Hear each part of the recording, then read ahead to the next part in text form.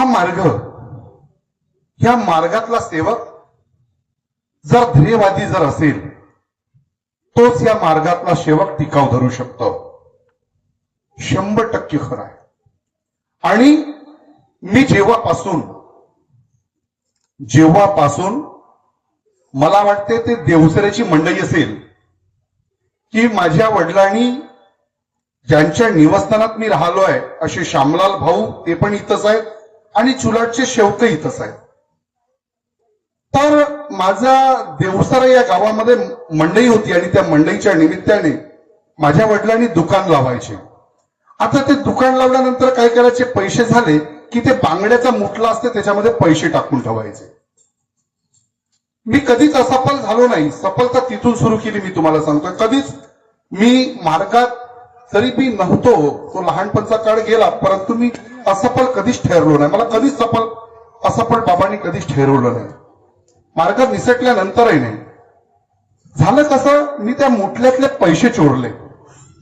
माझ्या वडिलाला मी जलेबी घ्यायला पैसे मागितलं, माझ्या वडिलांनी पैसे नाही दिले. आता मी त्या मुठल्यातले पैसे चोरले ना, माझ्या वडिलांनी तिथं चप्पलवरी खूप मार मारला.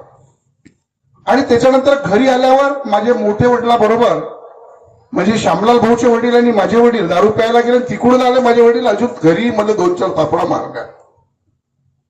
आणि तिथून मी जिद्द घेतली आणि सकाळी सुटलो ना सायकलनं घरी आलो. मला तो दिवस आठवतो.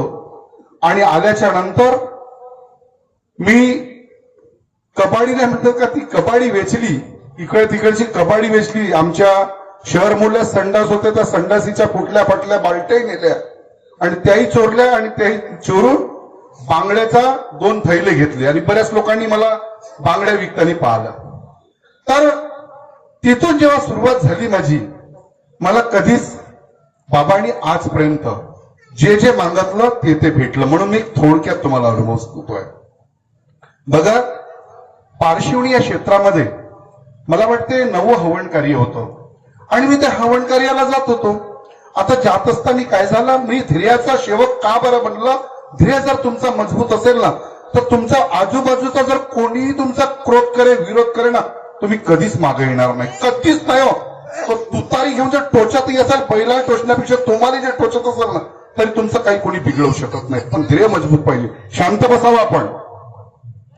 झालं काय, मी पारशिवनीला जात होतो. जाता नाही का, माझी कार होती आणि मला वाटतं स्विफ्ट गाडी होती माझ्याकडे. तिथे पोलीसवाले बरेच लोक कर्मचारी होते. त्यांनी पूर्णत्व गाड्या रोखल्या आणि रोखल्या नाही का, त्यावेळेला एक गाडी पिवळी सारखी गाडी होती, प्रवासी गाडी. त्या गाडीमध्ये एक पागल व्यक्ती त्याला कसं त्या गाडीमध्ये बसवलं त्यालाच माहित. तो जवळ मी होता ना, माझ्या जवळ आला, इतकी गंदी वास यायची, ते नाकातलं सेंबूड, ते पूर्ण दाढी भरून त्याचं ते दृश्य. आणि पोलिसांनी गाडी रोखल्याच्या नंतर त्याला एका व्यक्तीला, तो मला वाटतं ते 3310 की असा काही मोबाईल होता त्यावेळेला, हँडसेट. त्यावेळेला हँडसेट हे नव्हते. त्याला मोबाईल मागितला दुसऱ्याला, तो मोबाईल देत नव्हता. मात्र तिसऱ्याला मोबाईल दिला त्यानं फोन लावला एका मंत्र्याला. आपण कोणाचा प्रचार नाही करतो म्हणून मी त्या मंत्र्याचं नावही नाही घेतो. म्हणून त्या मंत्र्याला जसं फोन लावलं तसंच तो मंत्री बोलला त्याच्याबरोबर. आणि बोलल्याच्या नंतर तुरंतच त्या गाड्या सुटल्या. मी म्हटलं असा कोणता हा व्यक्ती आहे बा मंत्री. मी म्हटलं आतापर्यंत आपण बरेच काय पाहिले, पण असा मंत्री मी माझ्या जीवनात कधी पाहिला नाही. का आमदार नाही पाहिला, खासदार नाही पाहिला. त्या पागल माणसाच्या शब्दावर गाड्या सुटून गेल्या. आणि चांगले मला वाटतं त्या पोलीस कर्मचारी मोठ्या पदाधिकारी पण सुद्धा होते, काही चेकिंग वगैरे होती तिथं. आणि तशा परिस्थितीमध्ये मी हवन कार्याला गेलो आणि हवन कार्याला गेल्यानंतर माझ्या डोक्यात ती गोष्ट फिरू लागली. आणि फिरल्यानंतर मी विचार केला की आपण का बरं, माझी त्यावेळेला दुकान बनत होती माटगीला, किराणा दुकान म्हणजे काम सुरू होतं. 2022 मधला ते विषय आहे आणि मला वाटते ते मार्च महिन्यातला विषय असावं. आणि झालं काय, ते गोष्ट एकदम माझ्या डोक्यात आली. मी म्हटलं नाही, ये मंत्री जो है, ये मंत्री के हाथ से उद्घाटन करके रहेंगे आपण. मी तुम्हाला सत्य सांगतोय, मी कधीच कोणत्याच पक्षाच्या नाही, कधीच नाही. आणि इव्हन आजपर्यंत माझ्या नाही का साहेब, माझ्या वार्डातला वार्ड मेंबर बी अजून घरी नाही आला. मी लहानपणापासून कधीच नाही पाहिला माझ्या घरी येताना, कधीच नाही. आपला स्वभाव थोडासा ठळक आहे, काही एकदम बोलून देणे आहे ना, तर त्याच्यामुळे त्यांना वाटतं की अशा माणसाचे तर का आजही तसा स्वभाव आहे आपला. नाही अजूनपर्यंत, आता ते चुनाव झाले माहित नाही, बाकीच्यांचे इथं आले, फोन केला मला, पण ऑटोमॅटिकच माझ्या निवासस्थानात कधीच नाही आले. काय माहित नाही काय असं होते. पण मी निर्धार केला, मी म्हटलं नाही, आपल्या दुकानाचं उद्घाटन या मंत्र्याच्या हाताने झालंच पाहिजे. कॅबिनेट मंत्री होत होते त्यावेळेला, क्रीडा मंत्री आणि मला वाटतं ते दुग्ध विकास मंत्री. आणि मी कोणत्याच पक्षात नसताना विचार तर पडून गेला मला की काय करायचं. आणि मी घरी आलो. आल्यानंतर मी परमेश्वराचं सत्य सांगतो भगवंता तुमच्या समोर. मी घरी आलो आणि झोप लावली भगवंतासमोर. मी म्हटलं भगवंता मला काहीतरी मार्ग दाखवा बाबा, की माझ्या दुकानाचं उद्घाटन एका मंत्र्याच्या हाताने व्हायला पाहिजे. आणि खरंच मी जिद्द पूर्वीपासूनच खूप जिद्द, आणि ती जिद्द मनात ठाणली. मग पकडावं कोणाला, आमचे मित्र ठाऊकर साहेब होते सोबत. मी यांना सांगितलं असं आहे, आपल्याला बोलवायचं आहे. यांनी सांगितलं दुकानाच्या उद्घाटनाला येऊ शकते का, म्हणजे काही पण जोगी बोलताय म्हणे, असं नाही होऊ शकत म्हणे, बोलले त्यांनी शब्द. आणि ते त्या पक्षात होते आणि मला असं आशा वाटली की नक्कीच यांच्या माध्यमातून काहीतरी मला सहारा मिळेल.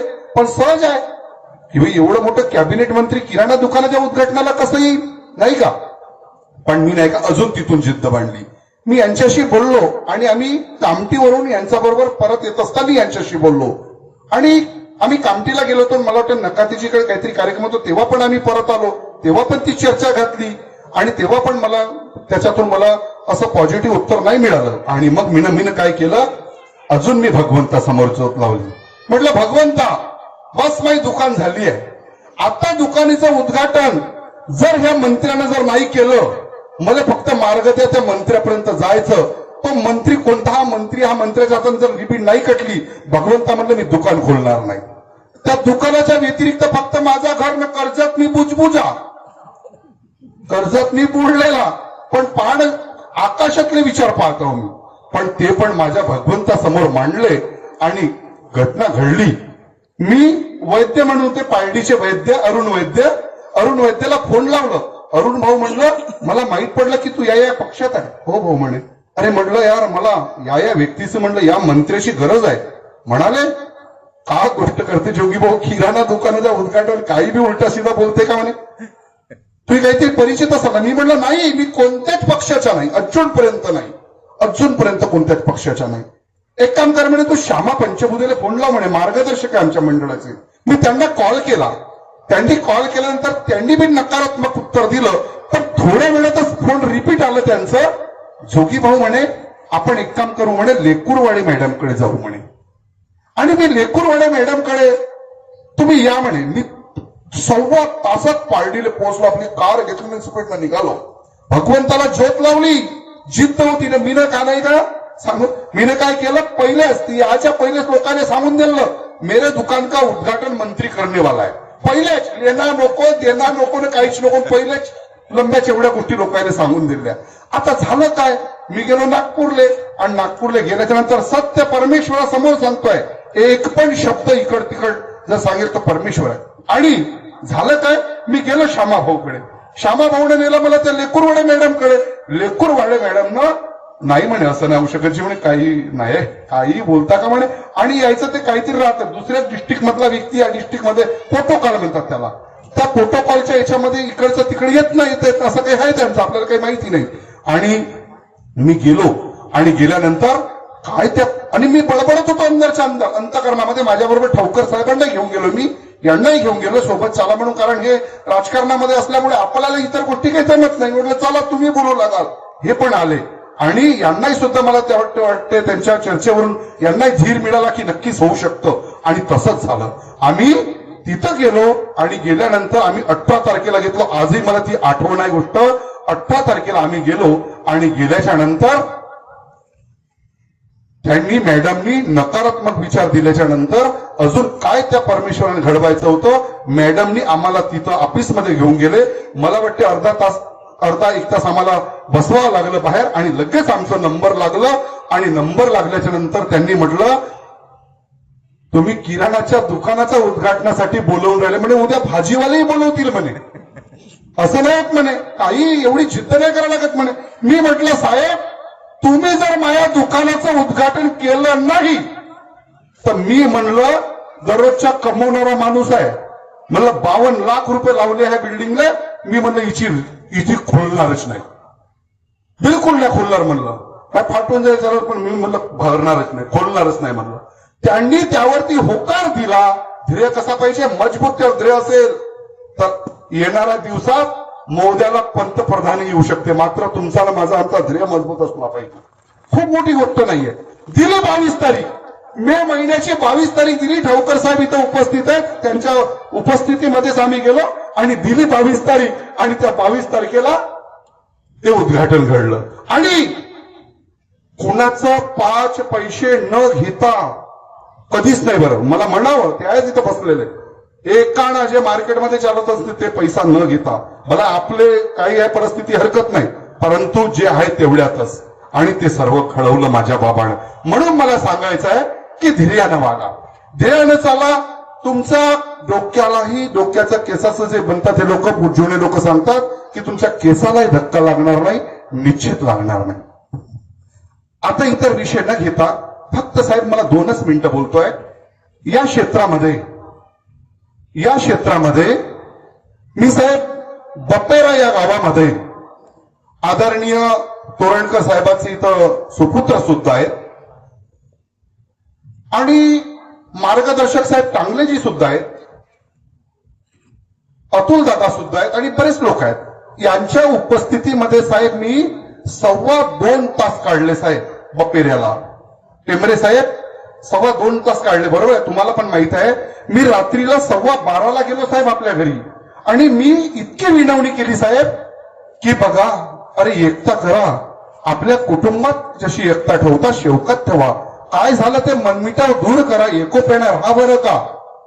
परंतु तिथं मला होकारासारखं वाटलं आणि मी घरी आलो आणि तिथं विभाजन करण्यात आलं आणि एवढं बोलण्यात आलं की हम कहीं पे भी चले जाएंगे मगर एक नहीं रहेंगे. तर मग मला आता तुम्हाला म्हणायचं आहे, आणि मग आमच्या अध्यक्षाकडे सांगतात लावणीच्या कार्यक्रमात जोगीनं आमची वर्गणी घ्यायला लावली. हो बरोबर आहे, तुम्ही कुटुंबात एकतेनं राहू शकता आणि बैठकीत राहू शकत नाही, तर म्हणून जेवढे लोक तुम्ही बैठकीच्या बाहेर वेगळी बैठक केली, मला तुम्हाला विनंती करायची आहे, मंडळाच्या आदेशाने मी आदेश मागतो साहेबांना की माझ्या जेवढ्या वहिनी आहेत त्यांना 6-6 महिने तुम्ही अलग ठेवून दाखवा. आपल्या पोराबाराला घेऊन जा म्हणा आणि तू वेगळी राह म्हणा. आता करून तर 5 वर्ष पाहू आपण. बाबांनी सांगितले कुटुंबात एकता, सेवकात एकता. कुटुंबात एकता ठेवता येते ना, मग शेवकात का बरं नाही? कारण काय?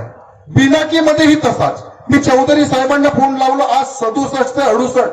कट्टर दादाला माहिती आहे, आज वाटशापूर ते लिखाण करतात. एवढ्या गावामध्ये साहेबांनी मला एक थोडासा सुटकारा दिला का जोगी आपल्याला प्रत्येक गावात एकता करायची आहे रे. आम्ही साहेबाच्या आदेशाप्रमाणे म्हणा, या मंडळाच्या पदाधिकाऱ्यांच्या आदेशाप्रमाणे सकाळला 6, 7, सायंकाळी 8 जे बी काही वाजत असतील अशा वेळेचा भान न ठेवता आम्ही ती एकता करण्याचा प्रयत्न केला. आज तेवढ्या गावामध्ये एकता घडली आहे आणि आज त्या 2 गावामध्ये एकता नाही आहे. दुसरा विषय, माझ्या गावामध्ये मंडळाचे सर्व पदाधिकारी महोदय आहेत, आदरणीय कोषाध्यक्ष, अध्यक्ष साहेब आहेत, सचिव साहेब आहेत, यांच्या समोर सहसचिव साहेब आहेत.